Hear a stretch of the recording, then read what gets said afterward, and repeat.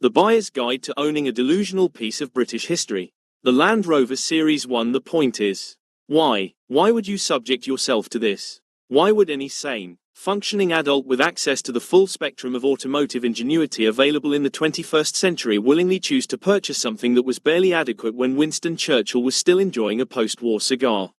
It is utterly nonsensical, a mechanical equivalent of deciding to travel across Europe using only a donkey and a map drawn on the back of a beer mat. The Land Rover Series 1 is not a car. It is a museum piece that has escaped. A rolling tribute to a time when engineering aspiration peaked at, it probably will not fall apart before lunch. And another thing, the people who buy these glorious monuments to agricultural simplicity are the worst of the lot. They wear ridiculous tweed hats indoors. They speak wistfully of the smell of warm oil and damp canvas. And they genuinely believe that having a vehicle whose top speed is slightly less than a frightened badger is a mark of superior character. I say they are simply masochists. People who enjoy the sensation of having their fillings shaken loose by leaf springs that have the damping characteristics of a block of granite. When looking at a Series 1, you are not buying a classic off-roader. You are buying a prescription for a constant headache. A life filled with rust repair and the relentless pursuit of parts that were last manufactured when the BBC only had one channel. We must start with the propulsion unit, because it is here that the fun begins to curdle into sheer misery. You will be looking at an engine that typically displaces something pathetic, like 1.6 liters, a size more appropriate for a modest lawnmower or a child's pedal car than a vehicle that weighs approximately the same as a small garden shed constructed entirely from pig iron. This tiny, wheezing four-cylinder lump of metal produces power figures that are less a measurement of force and more a polite suggestion of movement. It feels as though the horsepower is not generated by combustion, but by a single, overworked elderly man turning a crank handle under the bonnet while sighing heavily. On the motorway, which you should avoid at all costs unless you enjoy being overtaken by milk floats. Reaching 50 miles per hour is not an act of driving.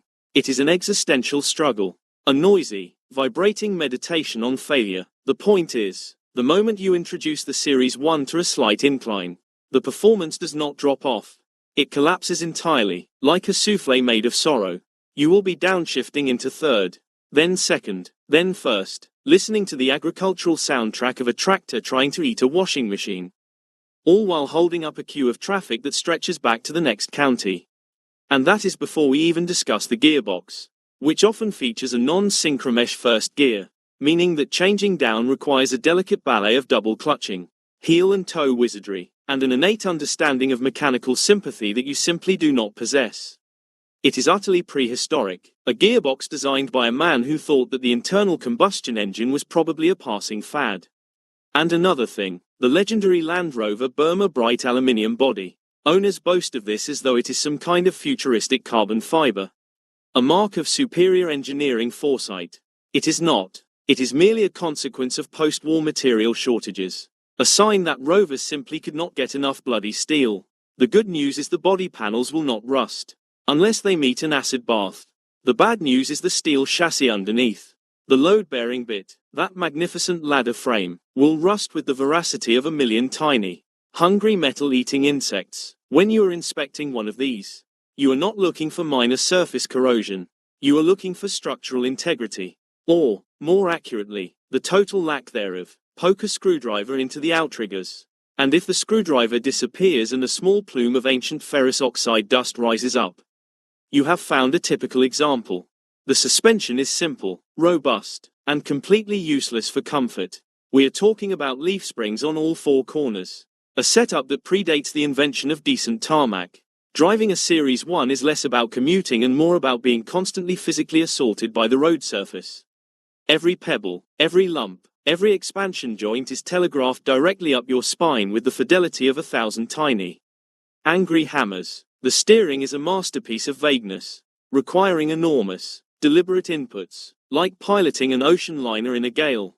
If you sneeze while driving, you will probably end up in a ditch. The critical advice, the actual buyer's guide part, is this: look underneath, look at the chassis, look at the bulkhead. The area around the pedals is especially prone to dissolving into dust. The engines are tough, true, but they leak oil like an incontinent lighthouse. If it is not leaking, it is empty. If you find one that is completely dry underneath, Be suspicious, because it probably means there is no oil left in it. Look for the 6-volt electrics on the early models, which are about as reliable as a politician's promise and offer enough power to dimly illuminate a small mouse. And then, after meticulously inspecting every nut, bolt, and patch of filler, you must look at the price. The sheer, astronomical idiocy of the price. You will pay the cost of a perfectly decent modern hatchback for a machine that smells of old farming and requires a full overhaul every Tuesday.